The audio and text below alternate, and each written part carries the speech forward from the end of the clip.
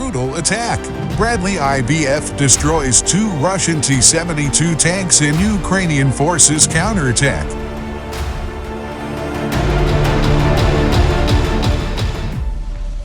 A supplied Bradley infantry fighting vehicle recently took out 2 Russian T-72 tanks, according to Ukraine's Deputy Defense Minister. Hanna Maliar shared an image of the Bradley with its crew on Tuesday, saying they had been fighting in the Zaporizhzhia region when they became surrounded by Russian infantry. After Ukrainian automatic cannon fire took out the infantry, Russian forces declared a real hunt by introducing 2 T-72s onto the battlefield. Maliar wrote, according to the New Voice of Ukraine's translation. But both tanks were destroyed by the Bradley's heavy tow anti-tank missiles, Maliar said.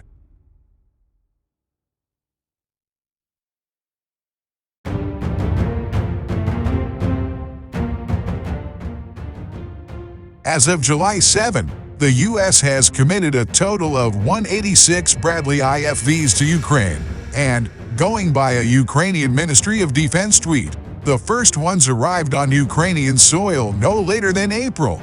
The fast, tough armored vehicle is not a tank, but has been referred to as a tank killer. It can transport troops as well as provide fire support, including through the use of its powerful anti-tank missiles.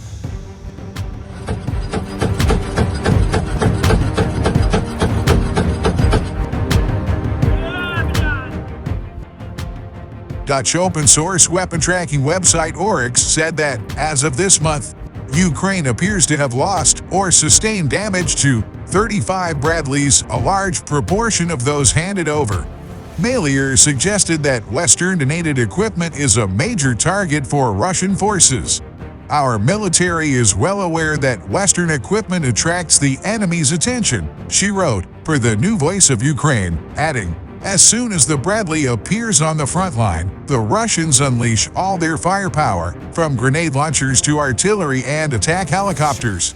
Ukraine has been keen to demonstrate the difference the U.S. supply of Bradleys has made on the battlefield.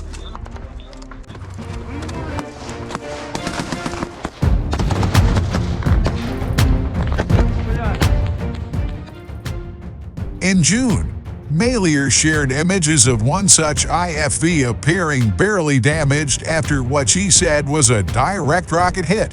She said the vehicle took a direct hit from a Russian Grad rocket system but was tough enough to keep going while protecting everyone inside. A pair of Ukrainian soldiers also told media in June that they owed their lives to the Bradley they were riding in. Thanks to it, I am standing here now, a soldier, identified only as Andriy, said.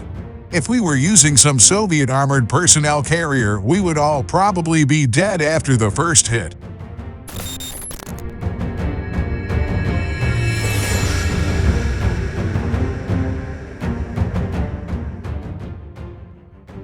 He said he was also driving a Bradley nearby when it was badly hit, but that he and his comrades escaped any major injuries.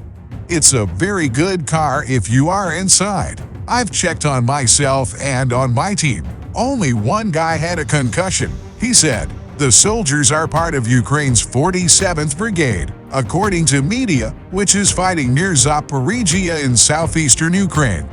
Bradleys are stronger than the Soviet-era infantry fighting vehicles Ukraine was relying on earlier in Russia's invasion, Rob Lee, a senior fellow at the Foreign Policy Research Institute, said on Twitter earlier this month. He added that their destruction is also much less likely to result in the deaths of those inside.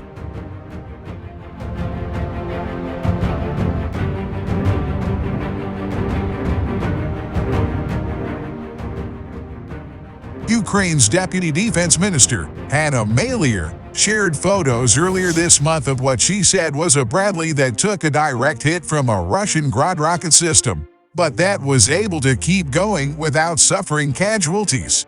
Even so, open-source analysis by Dutch website Oryx said in mid-June that 16 Bradleys had been destroyed, damaged, or abandoned in Ukraine.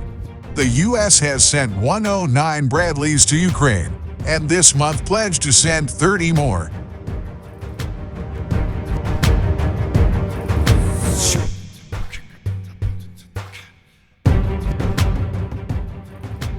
The armored vehicle moves on tracks rather than wheels, is armed with a 25mm M242 Bushmaster chain gun and a 7.62mm M240 Coulombs machine gun, and can transport around 10 soldiers. Pentagon Press Secretary Air Force Brig. Gen. Pat Ryder described it as not a tank, but it's a tank killer. Serhiy and Andriy told media that Ukrainian troops were also often able to recover Bradleys after Russian attacks, and in one case a Bradley was recovered and its spots used to repair 2 other Bradleys.